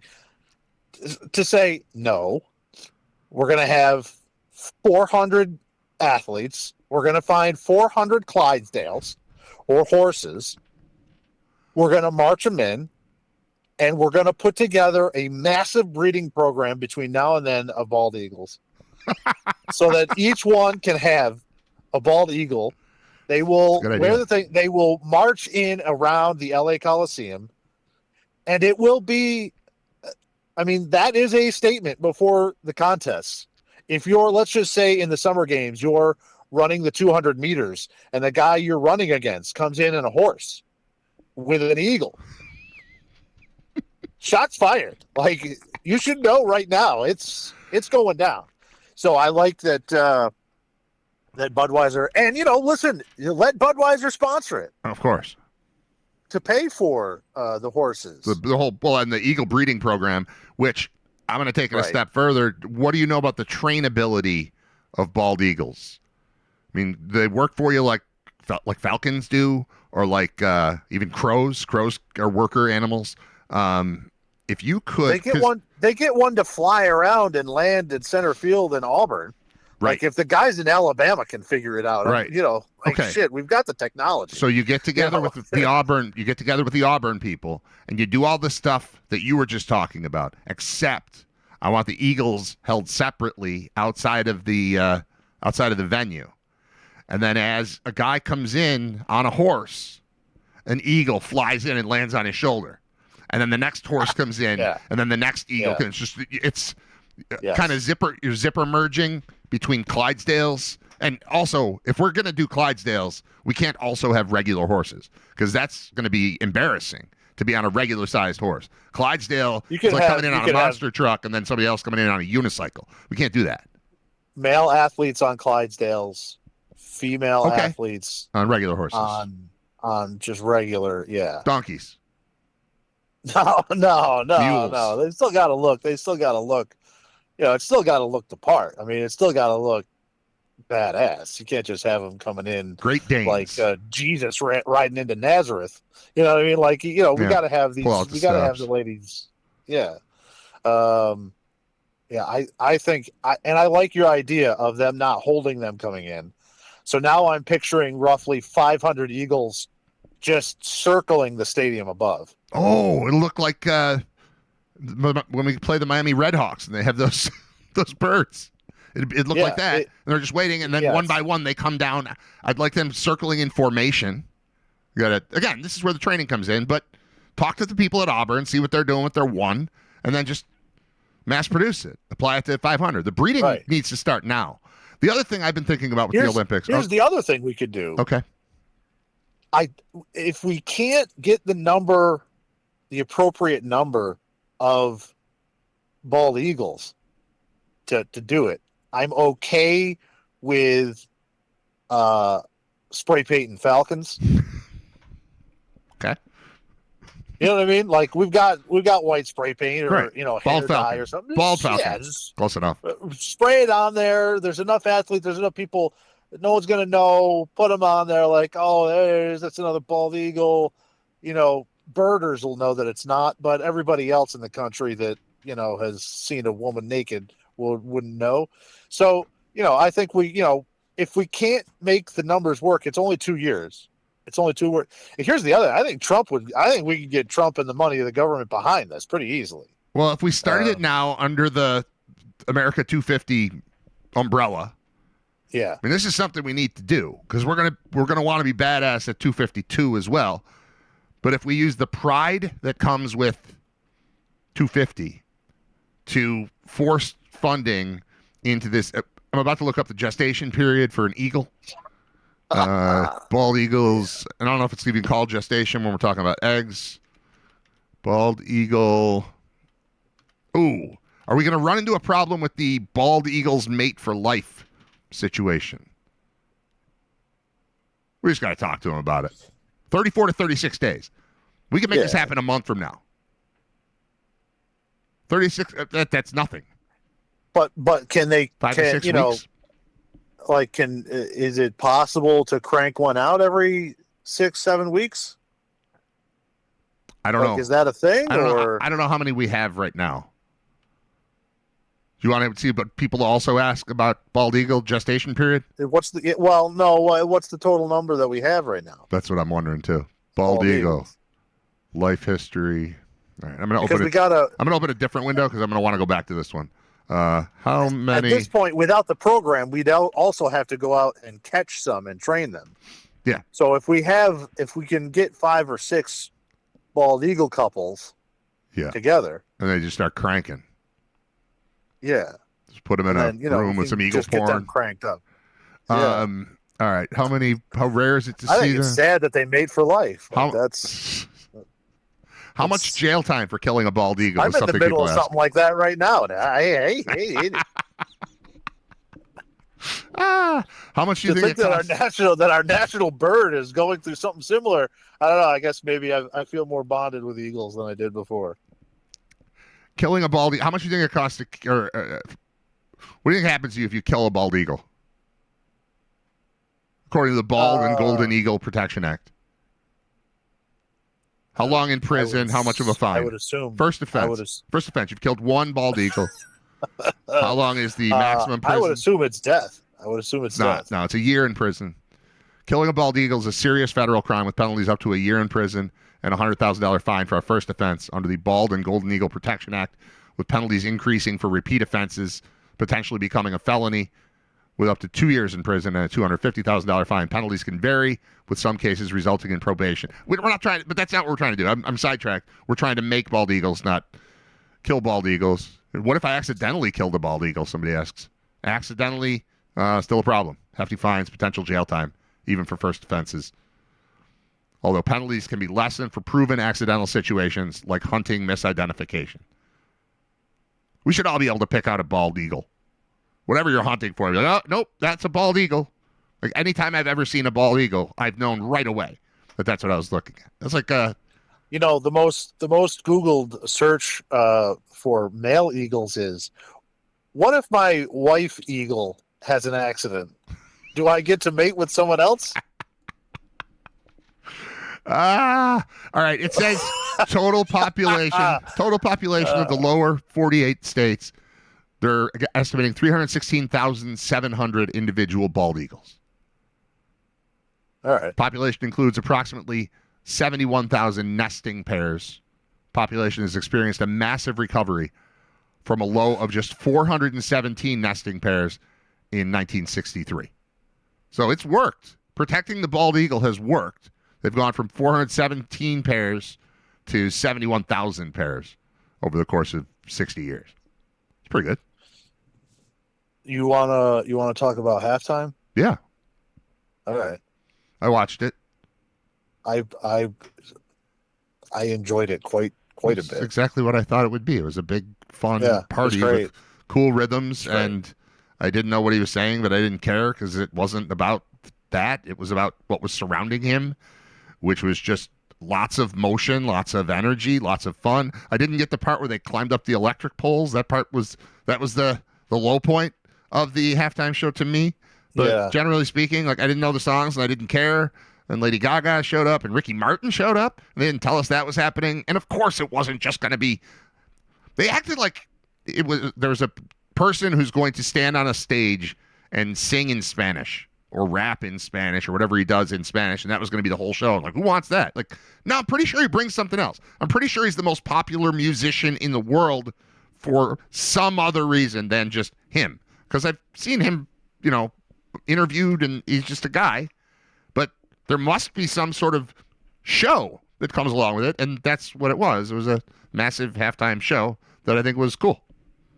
Yeah, it's this type of thing has happened a lot over the years, and it's just this is like the first major mass section of it ever happening in America because Billy Joel didn't sing in Russian when he played in Moscow.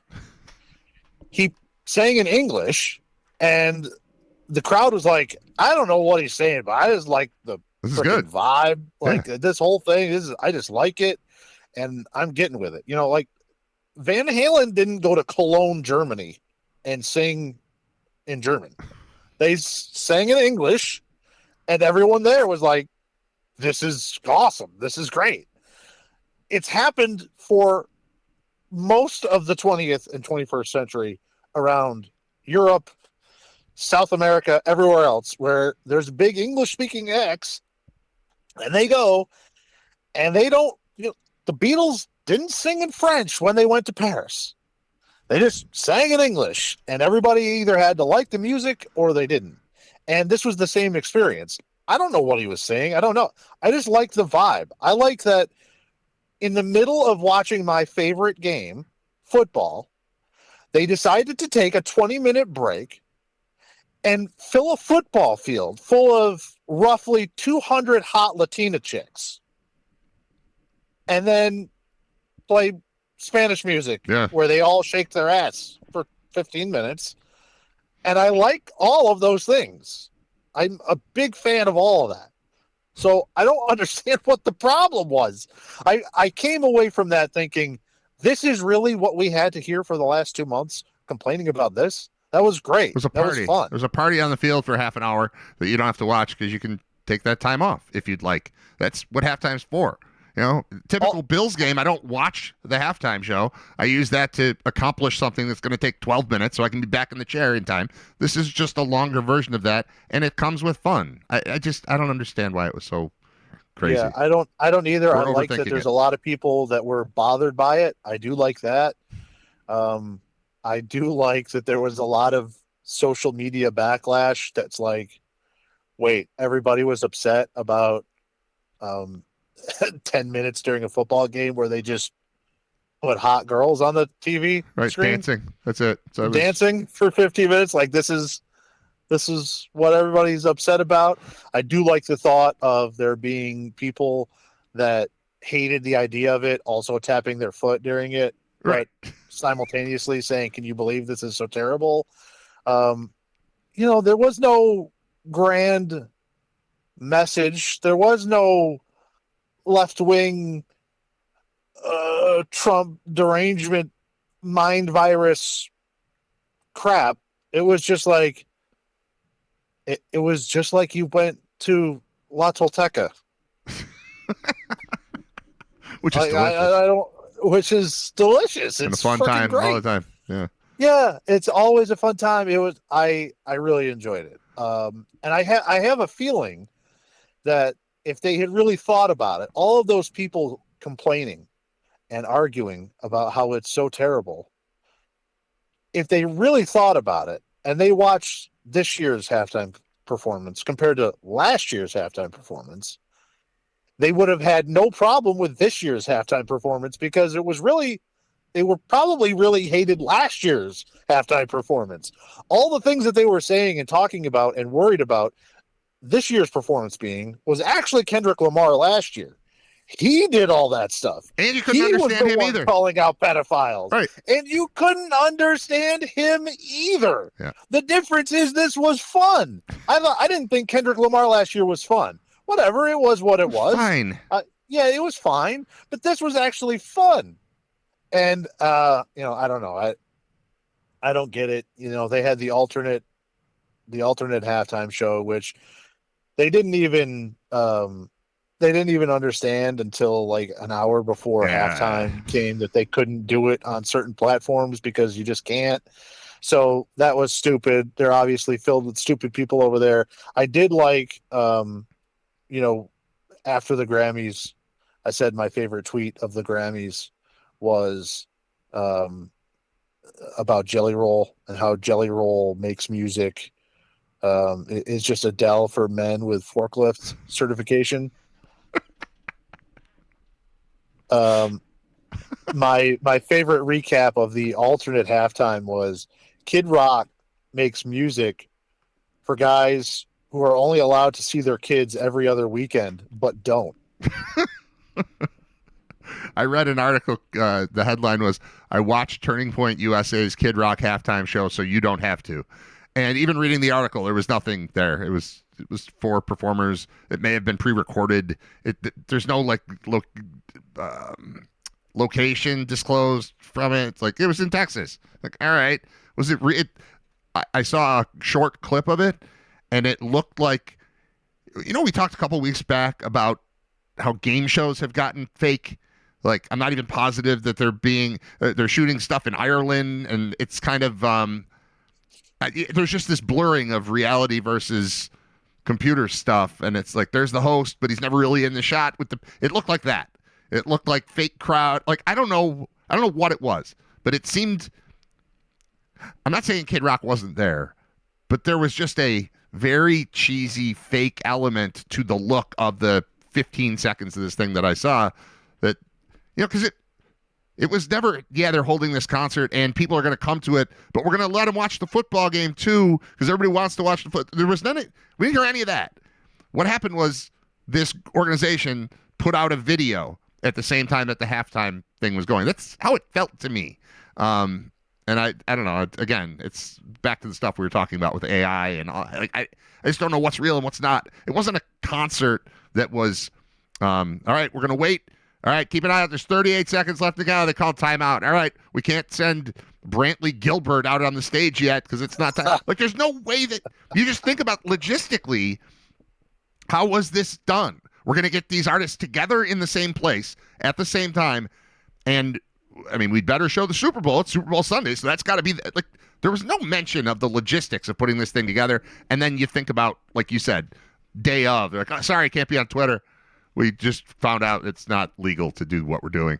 So I don't know. It felt fraudulent. I feel like I was lied to about whatever that was, and lied because they're leaving out details, which just implies it wasn't even real. So I don't know. I'm left the same way I feel about a ton of stuff lately, where I don't know, is that real? Is that not real? We'll see. How often do you send me? Once a week, you send me something like, this video is awesome. It's probably fake, but it's awesome. And we just accept, like, yeah, it's probably fake. And so we don't read too much into it. That's kind of what this was. This looked like stuff that gets generated online. Which this past week, the thing that I sent you and said that was what looks to be just some type of professional league of the Oklahoma drill, where they just find two big guys and they run in a straight line into each other. Yeah. And one person is okay and the other one is not. I don't know if that's real or not, but I'd watch it. I like it. I'd watch that sport. Yeah. It was jousting. Yes. It was jousting minus horses and swords. What would you call that thing? Like the pole that you would use. Is that a sword in jousting? No, I mean, that's a jousting stick. Yeah, let's go with that. All right. The long pole there. Yeah. Yeah. All right. What else? Lance. It's a lance. Lance. Yeah. There you go. Nick and Depew just put they Lance. just remove all of the. They remove. No, it's Lance. Right? I know that, but I'm saying just as you said it, somebody in the chat said a lance, and the answer is yeah, a lance. I think that's right. Yeah, I think they got rid of the horse and weapons and armor, and they just have two people run full speed as hard as they can into each other. Yeah, that was good. I would watch that all day. It's great. Yeah, no, I'm a big fan of that potentially becoming something. Like you could easily have that follow Power Slap. Right. I liked it better than Power Slap. I think it like you said, I it's do the too. Oklahoma drill. I do There's too. slapping to me is not the most effective way to. I mean, it can be. They're very good at it, but yeah, it did feel like that. It felt like something you'd watch late at night. It felt like an offshoot of American Gladiators. Like everything that's happened weird in contact sports feels like it's been influenced by Gladiators, and this was no different. So I like that. Do we care about anything else right now? It's Well, I'll just throw one other quick thing in here. Okay. I know Super Bowl happened. Yeah. Just to let people know, college football has, at the top level of the FBS, has grown by one this weekend. Oh, yeah. North Dakota State, the longtime dominant power in the FCS, has decided that they are going to pay $12 million to the Mountain West, and they will be joining the Mountain West effective immediately. So the dominant team for the past, 15, maybe even 20 years in the FCS, a team that has won, put up video game like championship numbers, is now coming to the top level of football. And I think they're making this move. I know for me, the question is the juice worth the squeeze? Because you are the best and fighting for a championship at this level. Are you giving that up to possibly play Miami, Ohio in the Frisco Bowl on a Tuesday night in December?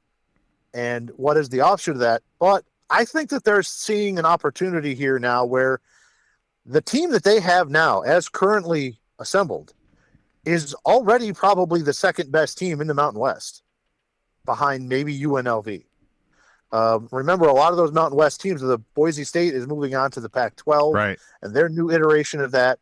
So they're looking at an opportunity now where James Madison just made a run and found themselves in the playoffs and got a whole bunch of money and found themselves competing for a national championship. And they're probably saying, hey, we could do that. We could do that right now. So they're taking a jump. They're making a chance here. I also think that there's a little bit of a thought that, and we have talked about this, about how college football is, there's more haves and have-nots right now in college football between the NIL money and the transfer portal immediate transfers than there ever has been. And that there is a possibility that those top teams, those top conferences, Big Ten, SEC, some ACC schools, a couple of Big 12 schools, will eventually look to try to keep all of the money for themselves.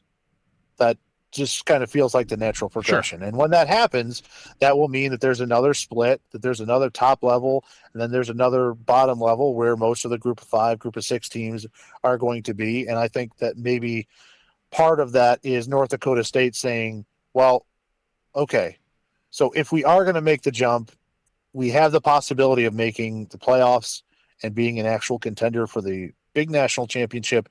If things do break off, it still leaves them in a position to be at the, again, second level of college football, where they would still then become a national power and continue to play for championships. Mm-hmm. So there really is I don't want to say no-lose scenario for them, but I think they saw the window open for the first time, and there's a little bit of fatigue that they're just crushing everybody all the time. This year, there was a big upset that they didn't make it to the championship game. They're just in the championship game every year almost.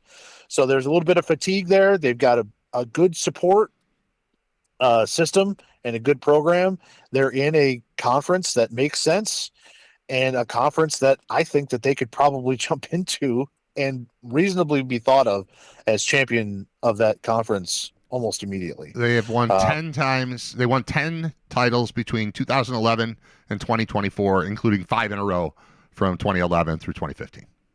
Yeah, and if you look at total number of wins by college football teams from 2004 to present, It's not Alabama with the most wins. It's not Ohio State. Yeah. It's North Dakota State. It's North Dakota State. So they are coming in and they're going to make a run at it. And to pair with that, there's been an awful lot of rumblings about the fact that Sacramento State, all the way out in California, is desperate to make the jump up to the FBS. They have a lot of money committed. They've got a lot of promises on stadium upgrades and a lot of donors that are there trying to get them up to the FBS. And their latest offer appears to be $10 million to the MAC if they will take Sacramento State into the conference, which is a drastic travel situation for us, especially for weekday games. But the only reason I think you could take it seriously is Sacramento State is desperate. They don't want to become an independent because I think that they've kind of seen what happens with UMass and UConn. There is no winning there. They're desperate to get up to that next level, and for the MAC, it opens up another TV window, and the TV contract is coming due here shortly. I think that this is the last year that their TV contracts are up, and opening up another time slot window helps. Adding another team, the capital of California, into that mix could be very beneficial to the conference, where they may be thinking about saying, all right, listen, football only? All right, we'll at least kick that around. Some of these schools like Akron and Kent that have no money are probably not going to be in favor of it. But other schools like Toledo and BG that do have some money, or Miami, Ohio, and Ohio, and even UB to a certain extent, are probably going to be open to that if it's going to mean getting more money out of their TV deal every year. So nothing's official. I'm just saying $10 million entry fee for football only. It doesn't make any sense geographically, but it does make sense as far as what everybody's kind of looking for and wants out of the deal. Well, especially with the TV more money and contract an part of opportunity. it. Yeah, and the extra time slot there too. Throwing in a 10 p.m. Eastern MAC game is interesting. I mean, Right. it's Tuesday night. Yeah, it's for 7 o'clock. degenerates, but that's us. I've never set foot in the state of California. I'm 51 years old. If I could start going there once every 4 years or something for a road game, that'd be cool. I'd be down with that. And it's not like all you have to do is convince people, because you'll welcome any opponent from out of town. And if Sacramento State is willing, they're like, yeah, we're going to hang out in Ohio and Michigan a lot, in New York sometimes, Massachusetts once in a while. Like, we're going to do that. Getting the other teams to say, yeah, once I'll occasionally go out there, that's cool. I don't know how it works with like that pod system where you're just stuck in there with Sacramento State and that becomes a thing every year, but maybe it's the teams that are strongest in favor of it say, yeah, you can put them with us. And maybe it's the big money teams that do that more often, and we go every 4 or 5 years, and that'd be fine by me. I like this. I like this idea. I like the stability of the MAC, but it is interesting every time something like this comes up where there's a possibility that there might be some new things on the horizon as far as travel plans are concerned. That's fun for me. Speaking personally, that's what we do. Sure. Yeah. And, it would make an odd number of teams. So, there's always talk about the fact that, Eastern Illinois, now that Northern Illinois is gone, Eastern Illinois has got a pretty good team. You look at like Villanova, or, even if you're going to say, well, we'll take Sacramento State, but they have to have somebody out there. You mentioned the pod system that they have. All right. Eastern Washington, they've got the red turf out there. They've been a pretty good program. That certainly would be fine, so that they would have somebody else. I mean, if they're going to do teams of 3, keep up the 3-team pods, if you will. Eastern Washington with Sacramento State, with Ball State, is quite a tough draw for the Cardinals. But, there are other options where, now that North Dakota State's going, now that the big dog is finally making the jump, I think that other teams are going to at least be open to it. Well, if you're at if that level, you want to emulate the top program in the nation, and if that's what the top program in the nation thinks is best for it, then you probably should at least ask yourself the question: is this best for us too? So yeah, could be. Yeah, could be exciting, could be fun. I think it would be fun if they were going to, let's just say the MAC has agreed that Sacramento State's coming in. Let's get some West Coast teams to go along with them. Like, I would love, you get the Eastern Washington, so you got, the Seattle area-ish over there, Sacramento State, and then the two Montanas. Whoa. I mean, that's right. Yeah. That's fun. That's very. To be able to say every 4 years we're going to go out to Bozeman. or Bozeman. Yeah, both. Yeah. And just have a weekend out there in the wild. That would be awesome. Going full Yellowstone, be great. Love it. All right, let's wrap this up. Thanks for your time, man. I'm glad that the Patriots lost, so I can Me too. chill a little bit. Patriots lost. Yeah, good deal. All right, see ya. For Scott Wilson, I'm Brad Riter. That's it for episode 261 of Riter Radio. We'll be back tomorrow. Again, no Brain Vault this week. So if you already bought tickets, I'm sure you'll get an email about it, but we're pushing episode 3 to next Tuesday for a variety of reasons, but we'll be back with that. In fact, I'm getting off of this show to go have a meeting with them about stuff as we're growing that thing. So I'll be back with you tomorrow. Thank you to Scott. Thanks for listening. Thanks for writing. Thanks for following, clicking, subscribing, sharing, liking, all the stuff. Thanks for all the stuff. Bye. What are you doing for lunch? I don't know. I have a turkey sandwich. We're gonna go around the corner. I think you should come with us. This is a great place. I don't know. Okay. We brought you a shirt. You get out of here? Will you get out of here? Will you? Now, will you go to lunch? Go to lunch. Will you go to lunch?